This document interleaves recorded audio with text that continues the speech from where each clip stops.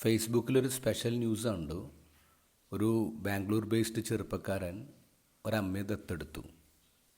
Post ഇങ്ങനെയാണ്: ഞാനൊരു അമ്മയെ ദത്തെടുത്തു. ആരോരുമില്ലാത്തൊരു കുട്ടിയെ ദത്തെടുക്കുന്ന പോലെ അത്ര എളുപ്പമായിരുന്നില്ല അത്.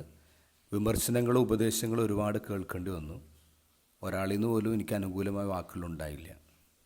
സ്വപ്നം കണ്ടതെല്ലാം നേടിയിട്ടും ഒരമ്മയുടെ വാത്സല്യവും സ്നേഹവും ഇന്നും ഒരു നഷ്ടബോധമായി വേട്ടയാടുന്ന അനാഥ പയ്യൻ്റെ മനസ്സിൻ്റെ വിഷമം ഞാൻ എങ്ങനെയാണ് അവരെ പറഞ്ഞ് മനസ്സിലാക്കുക?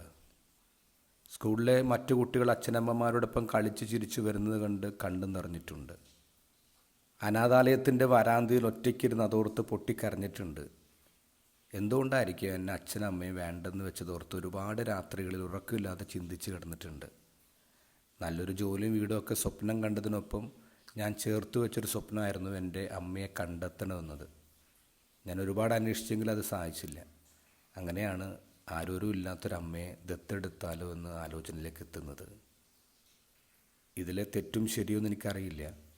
എനിക്കൊരമ്മയെ വേണമായിരുന്നു, അത് മാത്രമേ എനിക്കറിയൂ. ബാക്കിയെല്ലാം ദൈവത്തിന് വിട്ടുകൊടുക്കുന്നു. ഈ പോസ്റ്റിന് താഴെ ഒരുപാട് കമൻസ് ഉണ്ട്. ഇതുപോലൊരു സംഭവം ആദ്യമായിട്ടാണ്, ഇതുപോലൊരു സംഭവം ഇതുവരെ കേട്ടിട്ടില്ല എന്നൊക്കെ പറഞ്ഞ് കുറേ കമൻസൊക്കെ ഉണ്ട്. എന്ത് ഗോസ്പൽ വായിക്കണം, ഇതൊരു പുതിയ സംഭവമല്ല. മകൻ നഷ്ടപ്പെട്ടു പോയൊരമ്മയെ ഒരു ചെറുപ്പക്കാരൻ ദത്തെടുക്കുകയാണ്. അതാണ് ഇന്നത്തെ ഗോസ്പലിലെ കാഴ്ച.